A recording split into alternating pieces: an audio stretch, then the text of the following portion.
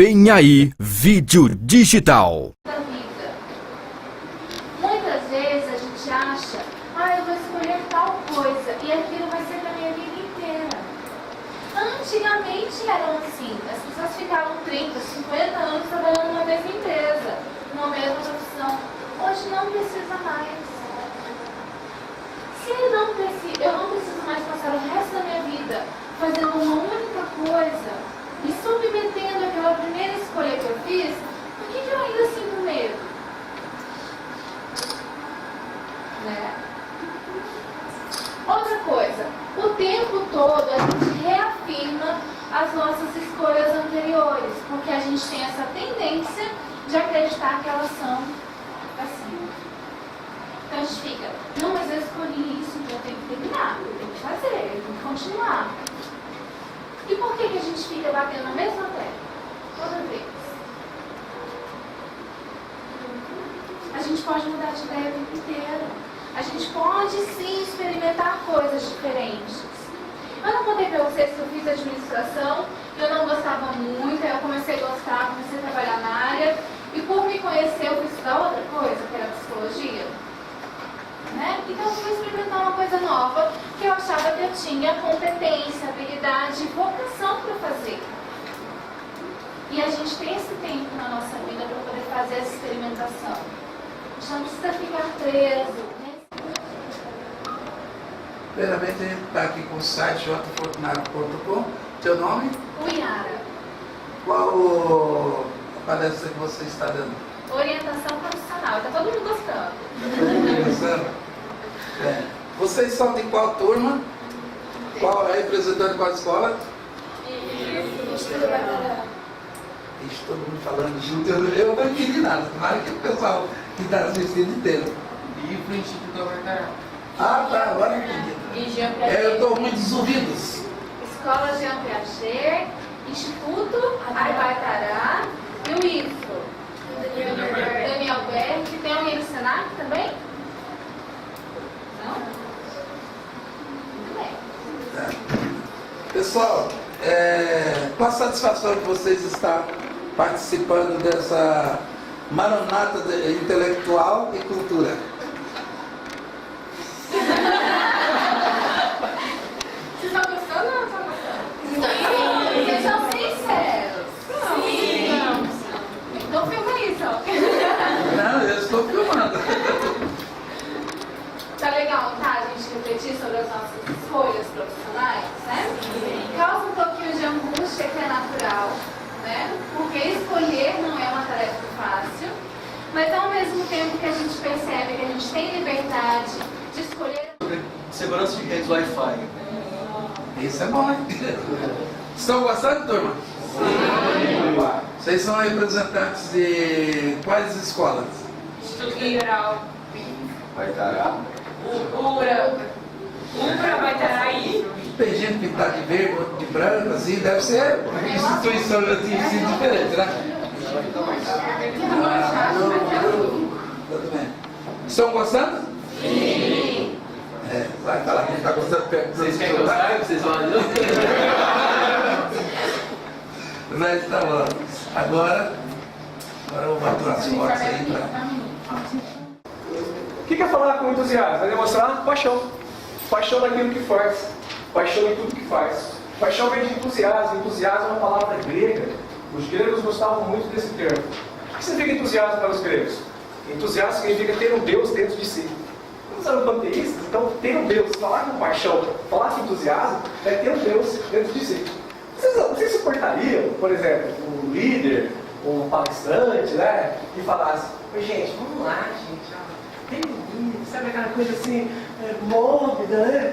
Aquela coisa. Um líder, você estaria um líder dizendo assim: ó, ei, vamos lá, vamos lá. Você aceitaria? É bem provável que a gente é contagiado pelo entusiasmo. Então, quando for trazer qualquer temática ou palestrar, falar em público, estuda.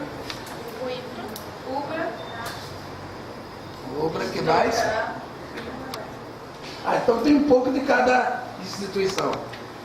Isso é bom. Estão gostando? Sim. Esse sim parece que saiu, né? Professor. Olha o entusiasmo, estão gostando? Sim! Agora sim, agora eu senti que tem gente viva aqui. Beleza, pessoal? Muito obrigado. Bom curso, boa palestra, bom seminário. Tchau.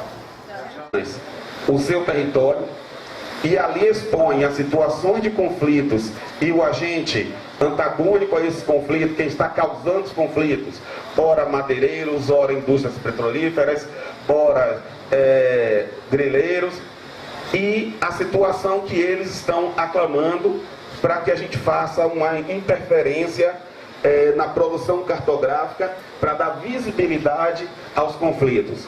E muitas vezes esses conflitos reforçam a sua identidade. Quilombola, ribeirinha, extrativistas, de terreiros, etc. A partir daí são realizadas entrevistas também, nesse mesmo momento, e em seguida um curso de GPS, do qual muitas vezes, em algumas situações, a equipe que faz o curso de GPS vai um pouco antes ao campo para instrumentalizá-los, a coletar os dados para nos dar uma precisão no trabalho cartográfico que é realizado pelos monitores no laboratório.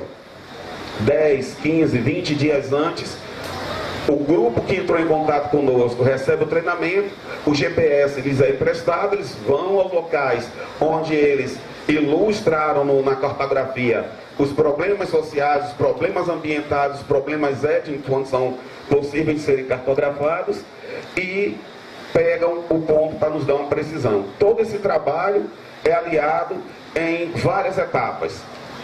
Fazemos uma pré-elaboração do mapa, voltamos às comunidades, reunimos as pessoas que participaram daquela oficina, é lido todo o material e tirado as falas que eles concordam, que não concordam, os elementos que vão compor as informações cartográficas que lhes são peculiares, e logo em seguida finalizamos. Mas antes de entregar o documento final, mais uma visita para ver se está tudo de acordo.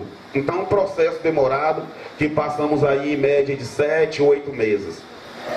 Porém, no momento de devolução desse material para a comunidade, né, há toda uma orientação no sentido da importância daquele material que é produzido. E há um retorno simbólico, há um retorno da materialidade, da visibilização que eles se sentem quando recebem o material. Ali está a história deles, a história dos conflitos. E a partir daquele momento eles podem interagir ou ir diretamente aos órgãos que requisitaram o mapa e dialogar situações de conflitos. Então é um trabalho que requer realmente uma imersão ao campo, e a gente prepara os alunos nesse sentido. Olha, vocês vão para campo hoje, vão voltar daqui a 10 dias. Vocês vão para campo hoje, daqui a 5 dias vocês voltam, né? Vão pegar rabeta, vão pegar sol, deixar o carapanã sugar um pouquinho do sangue, vão comer carne do mato, como eles falam, farinha d'água, e voltam com essas experiências, né? E dão sequência aí até projetos para a tentativa de mestrado em diversas áreas. Então são situações que a gente coloca os estudantes, os pesquisadores realmente em contato com situações de conflitos, e muitas vezes essas situações de conflitos são situações de resistência. São situações de resistência, de fortalecimento das identidades coletivas, acima das identidades individuais, até porque estamos em uma região onde a grilagem de terra é muito elevada.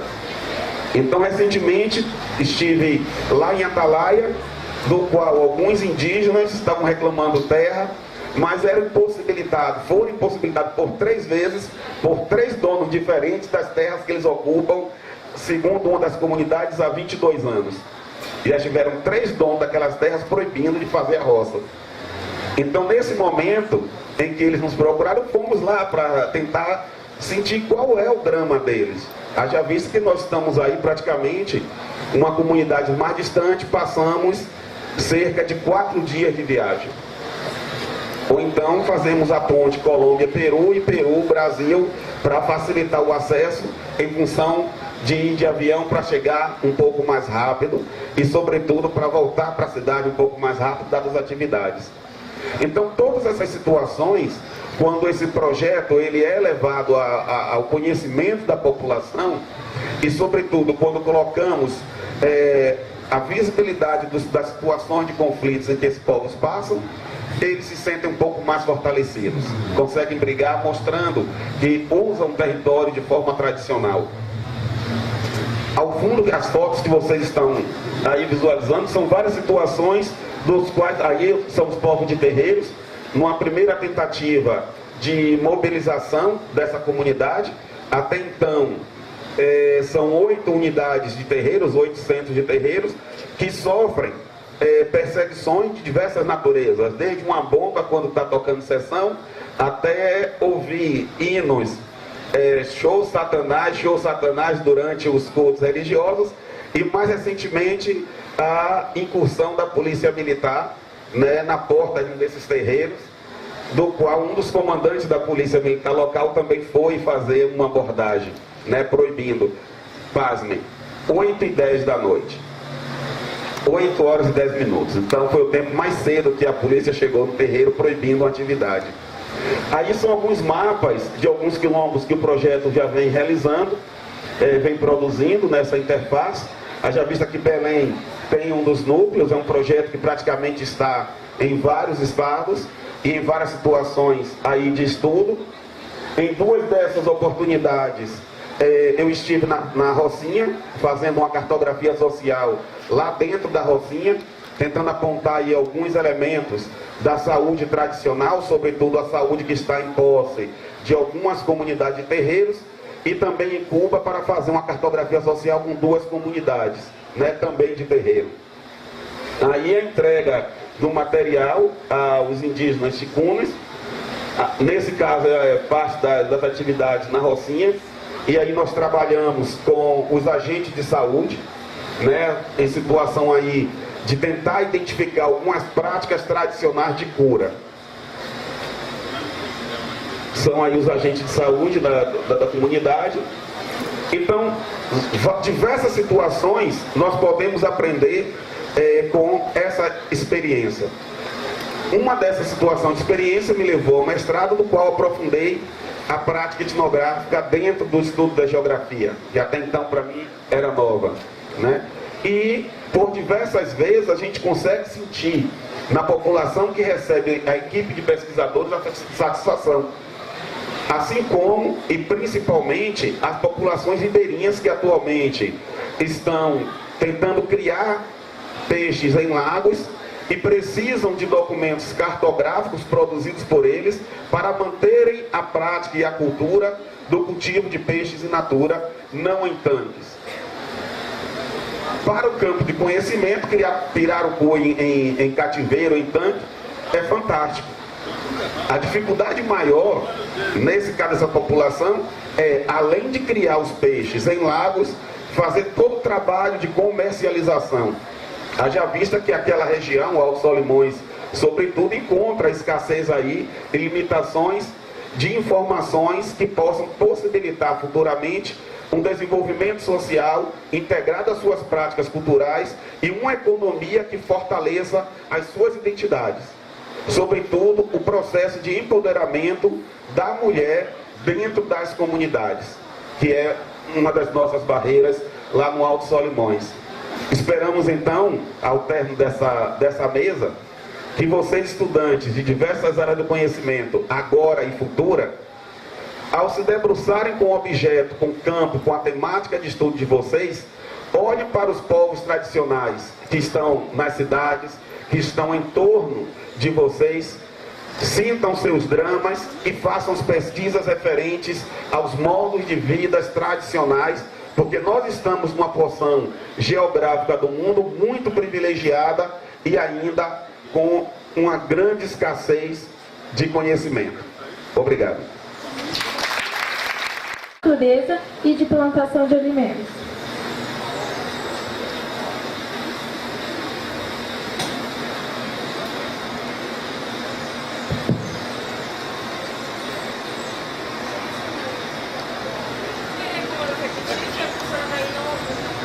Estudei, gente, eu fiz com vocês em casa. Era chato, mas... Você repetir a pergunta? tá? Cultura sintrópica, e se ela seria a melhor forma de preservar o meio ambiente e de plantação de alimentos. Bem, eu acho que essa não é a pergunta apropriada para eu responder. Talvez o Mir saiba mais sobre isso, né? A minha área é cultura e linguagem, não trabalho com agricultura, não sei te responder isso. Com certeza, o que for bom nessa questão ambiental, a preservação do meio ambiente, as pessoas e as autoridades devem estar atentas para que ocorra da melhor forma, né, possível. Eu não sei se o Amir teria alguma coisa a acrescentar, porque eu confesso o meu total desconhecimento dessa palavra que você usou aí. Não sei, você sabe, professor? Ele sabe. Olha aí, viu? Salvou mesmo.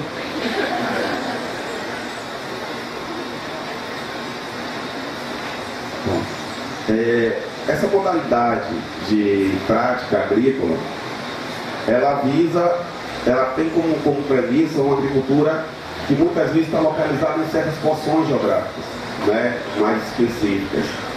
No caso das comunidades tradicionais em que temos trabalhado, diferente da prática da monocultura, os efeitos da prática agrícola em grande escala reproduzem aquilo que a mídia amplamente divulga, o uso de agrotóxicos, as doenças causadas pela alimentação. Às vezes nós comemos um alface, mas de proteína, de substância, praticamente não há nada. E imagine isso nos pescados, nos bois, no carne bovina, na suína, etc. As populações tradicionais, de acordo com o seu modo de produção e intensidade na escala de produção, ela produz para a população pequena. Então nós vamos encontrar em alguns grandes mercados produtos que numa perspectiva nutricional não traz a saúde, não garante saúde. Já a agricultura, as práticas agropecuárias de povos tradicionais, quando não usam agrotóxicos, sim, fortalecem esses elementos, adoecem com menos facilidade, né? Então, se é a melhor forma de uma prática mais sustentável, sim. Mas alimenta essa massa demográfica muito grande? Não. Então, observe o paradoxo que é. E a gente observa um movimento contrário hoje nas cidades, nas grandes cidades. As pessoas procuram alimento sem o uso de agrotóxicos. E isso acaba fortalecendo pequenas comunidades que produzem sem o uso de inseticida, pesticida, etc. Além do ganho ambiental, né? Alguns animais polinizadores, por exemplo, saem de uma região, vão para outra região, quando não entram em extinção.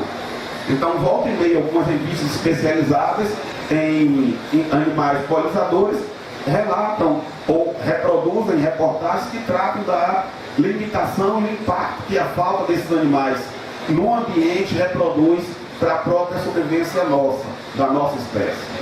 Tá bom?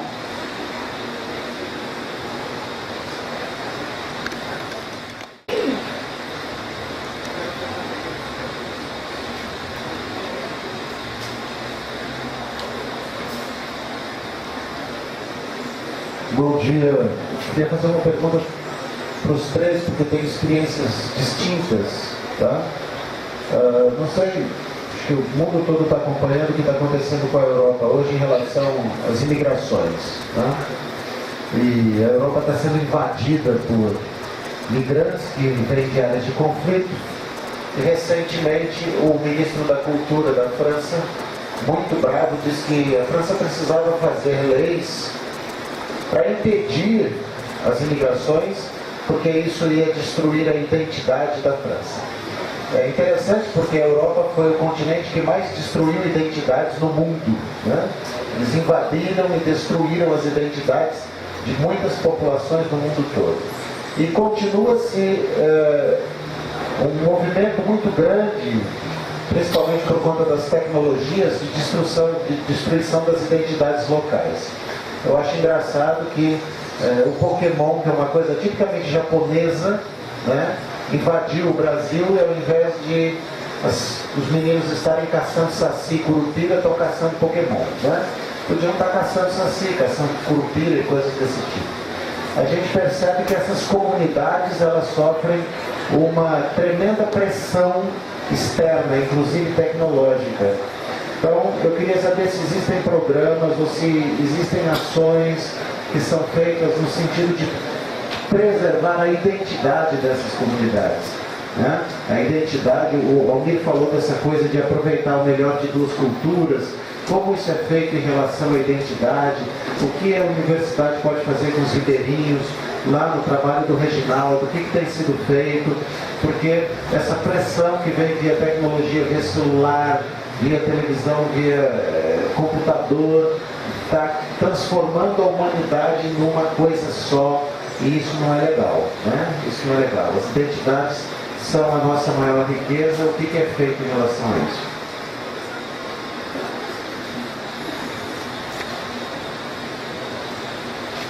Celso, você coloca uma problemática que a gente já vem tentando discutir há algum tempo, né, na universidade. A primeira delas, eu até falei ontem um pouco aqui, é discutir a questão da identidade, né?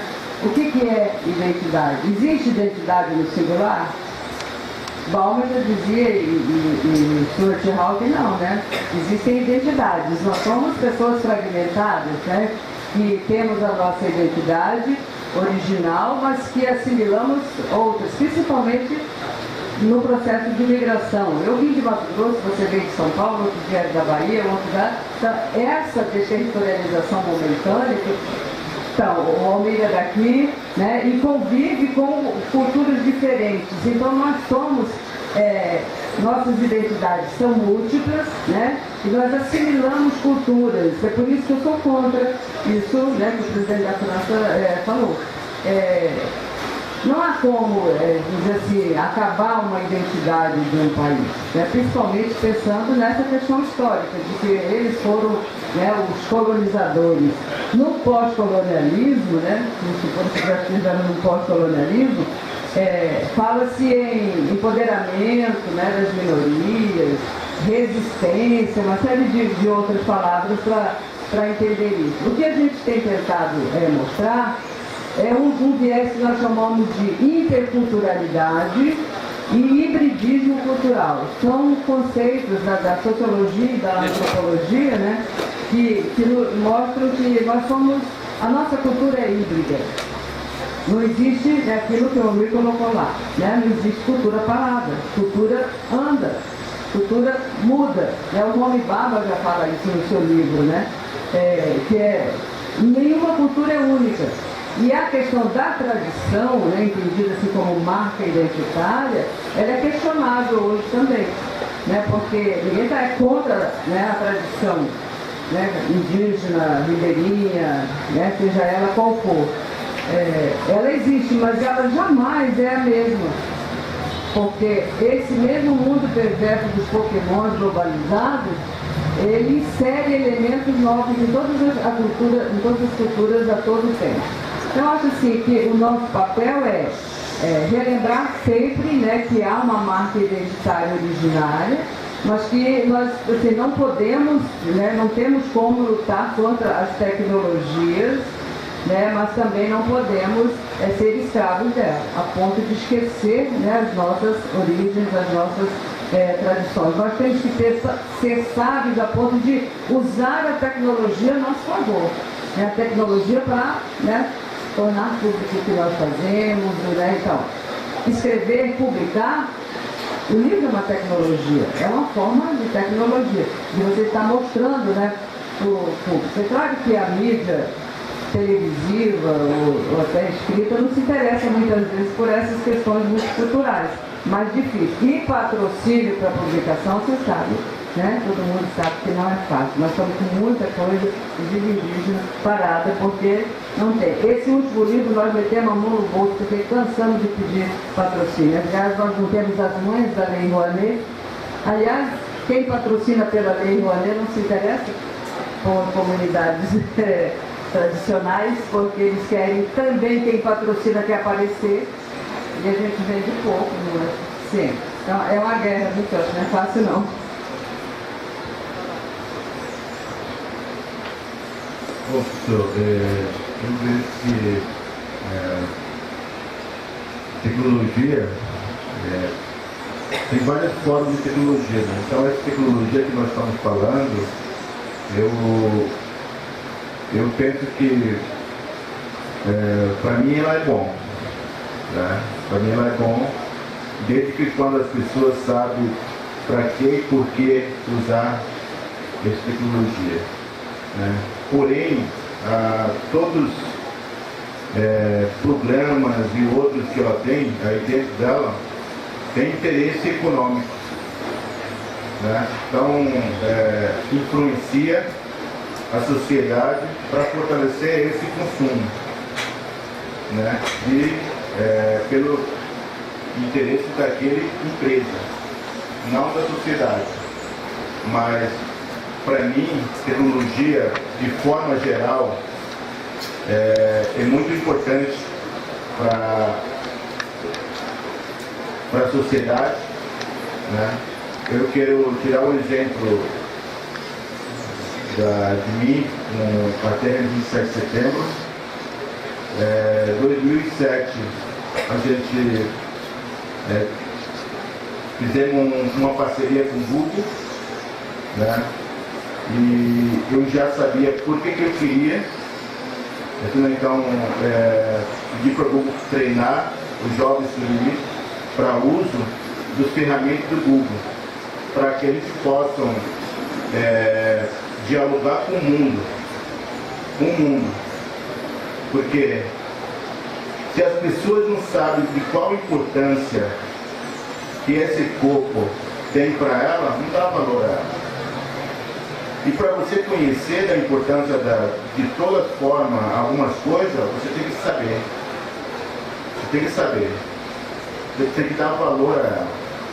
Você sabe que se eu beber esse água, eu vou parar de ser. Então eu vou cuidar desse copo. Se eu não consigo visualizar da importância dela, então, para mim, não significa nada.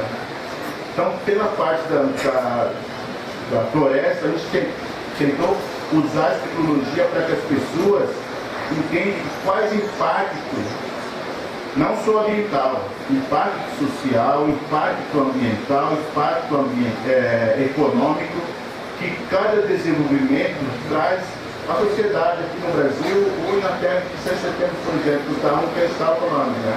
Então, se as pessoas entenderem que uma floresta em pé tem algum potencial para contribuir de alguma forma, né? Através da nossa ação, ele vai pensar pelo menos 2 vezes antes de ou destruir ou consumir produto ilegal que está no mercado, por exemplo, né? Então, assim, e a gente queria usar esse ferramenta do Google, por exemplo, que é tecnologia, para que as pessoas entendessem, primeiro, a história do nosso povo, né? Também, depois, da importância porque que nós lutamos muito pelo uso sustentável da floresta, né? E assim, vejo que aí, se um jovem usar de forma errada, não é culpado de tecnologia. É culpado daquela pessoa que está lá por trás da tecnologia, né? Então como e para que utilizar, que pensa, né? Então, assim, pela imigração, né? Aí, deixa eu terminar. Aí, por exemplo, muitas coisas da história do povo suruí nós vamos conseguir salvar graças a eles, porque ele vai ajudar a guardar para 50, 100 anos. Sem ela, nós não conseguiríamos. Mas hoje nós vamos conseguir, né? E além disso, a gente vai conseguir registrar de hoje para que daqui 100 anos, as nossas gerações, vamos dizer, puxa, assim que os meus antepassados lutaram sobre isso, né? Então, graças à tecnologia, né? Então, assim, aí você tem que saber muito bem como conscientizar os jovens de forma de usar, né? Mas por trás desses avanços tecnológicos está interesse econômico, né? Então não tem que só conscientizar os jovens, tem que conscientizar também o sistema econômico, mais consciente, né? Para que a gente possa lutar um conjunto, né? Agora, eu não vejo que existe limite para ninguém, para nenhum ser humano, né? Porque existe espaço para todo lugar, espaço para todo mundo, né? Mas quando você traz exemplo da França, né? Então, assim, por que acontece isso? Porque essas guerras que acontecem estão na guerra de poder também. Poder econômico, poder político. Então, assim, a maioria das vezes, alguns pontos desse sistema que nós temos hoje, sistema de desenvolvimento, sistema de poder que nós temos, não pensa a sociedade, pensa se manter no poder, né? Então, de poder para poder, eu não vejo que é uma vantagem para a sociedade, né? Por isso que eu acredito que dentro das escolas, o Brasil precisa levar geopolítica, né? Para que a gente tenha, toda a sociedade tenha condições de participar dessa construção das políticas públicas no Brasil, né? Porque até eleição passada ou retrasada, né, o voto era troca de favor, parece que fosse troca de favor quando alguém dá um litro de gasolina, uma coisa assim. Então, quer dizer, vira desse sistema igual essa, né? Então, influenciar cultura também está ligada dessa forma da política, que mantém refém a outros países pelo poder, né?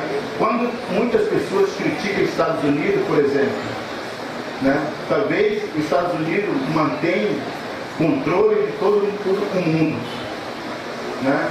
Porque eles são poderes de economia, né? Cinco anos, eu acho que 5, 7 anos atrás, quando a Bolívia proibiu a atuação do Petrobras na Bolívia e o Brasil foi contra radical a Bolívia, eu falei assim, aí ó, né? Só porque tem um poder um pouco da Bolívia, aí o Brasil quer impor também. Então, quer dizer, outros grandes impor o Brasil impor os pequenos, né? Pelo poder. Então, esses tipos que traz influência à cultura, influência ao desenvolvimento, influência à economia, né? E esses influências que destroem a nossa cultura, né? Porque hoje o Brasil não pensa de jeito e maneira modelo coletivo, né? Nós somos individuais. Esse individualismo, nós dizemos, eu quero ser o melhor, eu sou o melhor, né? Então, eu acho que destrói a cultura, esse sistema de todo dessa forma.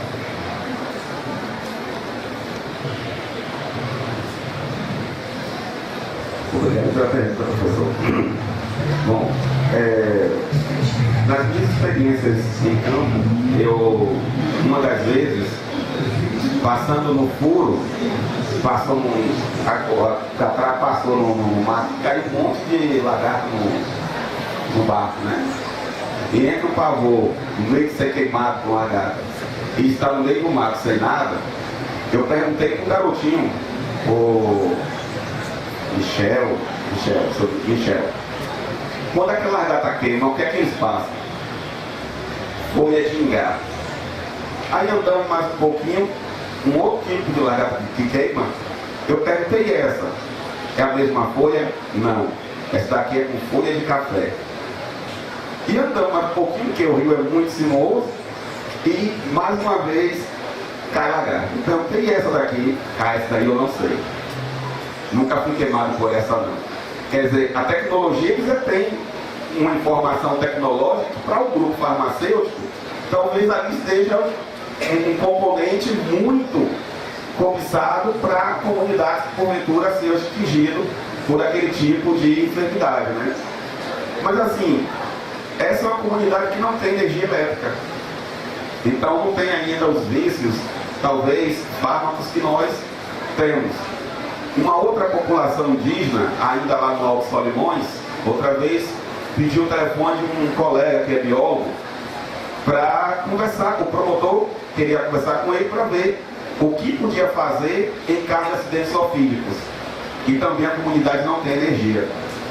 A briga daqueles indígenas era pelo direito de ter minimamente o soro antiofílico na comunidade. E aí o colega Wesley recomendou que tinha hoje uma tecnologia que era possível levar para a comunidade, geladeira a gás. E aí o promotor, a intenção do promotor na época, Dr. Bruno, era intimar a FUNAI a comprar a geladeira e manter geladeira a gás com soro antiofílico nas comunidades, que também não tem energia. Outras comunidades que já têm energia sofrem o seguinte problema: a conta de luz chega no dia 5 para vencer no dia 25 deste mês. No dia 10 chega a conta de energia que vai vencer no dia 25 do mês seguinte. Então, a população, quando recebe duas contas para vencer em momentos separados, ele nem usou energia ainda, quando chega dezembro, duas contas vencendo em períodos próximos para vencer em dezembro. Então, percebemos que quando tem essa entrada de tecnologia como energia, vai alterar a dinâmica econômica a princípio. Em alguns outros momentos, o que se percebe é que muitas pessoas deixam de caçar e pescar e ter o alimento ali na cura mais fresquinho, compra frango congelado, que vem daqui, que vem do sul, carne que vem lá da Argentina, né? Então hoje na mesa dos ribeirinhos, naquela porção geográfica, olha a distância que é para chegar alimentos nessas regiões. Então há situações que contribuem favoravelmente, né, o teu acesso, a informação, geladeira, ventiladores, etc. Mas há também elementos que vai tirar o hábito alimentar, gastronômico daquela população que sofre com essa dinâmica. E uma informação tecnológica é que uma colega pesquisadora, Altaci, ela é cambeba, estudou letras, fez mestrado e doutorado na UNB e agora está tentando desenvolver um pouco disso para a comunidade com um aplicativo que ensina a língua materna cambeba, né? Teve lançamento na UFAM, depois teve no IFAM e agora está tentando divulgar isso mais na comunidade, que são grupos que a língua já estava aí em processo de declínio muito acentuado, né? Já vista que alguns dos conflitos que eles têm é exatamente porque quando vão para os ticunas, que tem a língua ainda viva, de dinâmica entre a população, os cambeba, os cocamas, já não tem essa língua fluindo na sua população, sobretudo na população mais jovem, que passaram pelo processo de opressão, onde falar a língua materna não era algo interessante, não era algo bem visto. Então, a língua automaticamente está com os mais velhos. Quando os mais velhos vêm a falecer, a língua praticamente fica aí delimitada. Então, esse aplicativo, ele tem funcionado. As experiências da Universidade da UEA e da UFAM naquela região é investir no que eles chamam de pedagogia intercultural, né? Eu não sei informar assim qual o efeito imediato ou a longo prazo, porque eu não estou bem dentro desse curso de pedagogia, mas são turmas que são recorrentes, têm procurado. Claro, falta a universidade levar isso a nível de mestrado, talvez a doutorado, por acreditar e se acreditar que é uma experiência única que vale a pena naquele contexto. Nós, dentro do Cartografia, sobretudo na produção de material que vai ser devolvido para a população, é perguntar se eles querem colocar aquele material em duas línguas, né? Alguns casos eles pedem, na fronteira eles pedem que eu coloque também em espanhol, e não na língua materna indígena. Em outros casos pede a língua materna, e aí esse material demora um pouquinho mais de ser publicado, porque ainda tem que ver um tradutor e alguém que reconheça aquela língua para poder fazer as correções e entregar esse material pronto para eles. Já no sentido e no contexto da imigração, aí é mais delicado, né? Nós temos ali a oferta de mão de obra que é negada pela população local, ela é aceita facilmente pelos imigrantes peruanos, que invadem, né? Então, o Brasil acessa as políticas públicas, às vezes em menor grau acessamos pouco da política pública deles, mas utilizamos as mercadorias, né, que no auge, por exemplo, o tomate aqui a 9, 10 reais, comprávamos tomate a 2, 3 reais caro, que era por unidade, mais o tomate que saía de São Paulo, que na região não produz. Então tem várias situações que vão auxiliar. As mais agravantes é quando acontece a migração nessa terra indígena, no Javari, de indígenas que não estão em contato com a nossa sociedade e que quando eles estão em contato com os grupos indígenas que já estiveram em contato, o grupo mais recente tem cerca de 15 anos, se não me engano, naquela região contactado. Então quando eles entram em contato com esse grupo, fazem saques, são ameaçados de morte, já teve casos de morte entre esses grupos que não estão contactados, e a política desses grupos que já foram contactados é pedir à FUNAI a ampliação de terras para deixar para os indígenas não contactados, que estão sendo vítimas aí das empresas petrolíferas no Brasil e no Peru, e também madeireira nesses dois países. A madeira muitas vezes sai do Brasil, vai para o Peru, recebe o carimbo, volta para o Brasil como madeira legalizada, já que lá há a permissão para isso. Então esses indígenas acabam vindo para o território brasileiro e aí estão sujeitos a doenças, a não reconhecimento, que é um grupo que ainda está em processo de contato, e a migração desse contexto ali de fronteira assume uma dimensão que o governo brasileiro, na minha ótica, prefere deixar aí para o futuro mais distante possível, porque ainda não é interessante para ele tentar resolver ou mitigar minimamente os casos.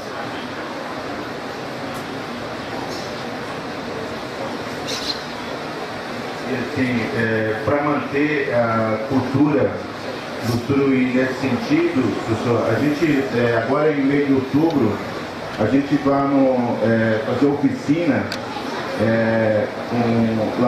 aqui na sede da Associação Mecarelar, no tema de multilinguismo e multiculturalismo na representação do conhecimento do povo paité. Outro que nós vamos fazer é filosofia indígena no conhecimento paité, que é o nosso povo, e ética de desenvolvimento sustentável, e também o canto, expressão oral da música do paité, e filosofia e temática auto-organização do povo paité. A gente quer começar com esses temas, já esses temas são maiores, né? Porque a gente quer, como a gente tem influência assim, muito próximo à cidade, isso prejudica muito a cultura do turismo. Então, assim, todo o tempo os jovens estão aqui, mas tem que criar essa estratégia de como garantir para que isso não... e que a gente tem que estar preparado para atender isso. Né? E a gente, em outubro, a gente vai fazer essa oficina aqui. E a data? Não.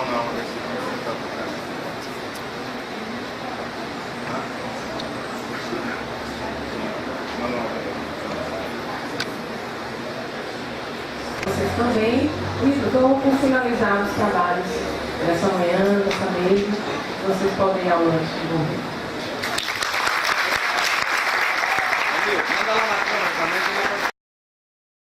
Você assistiu Vídeo Digital.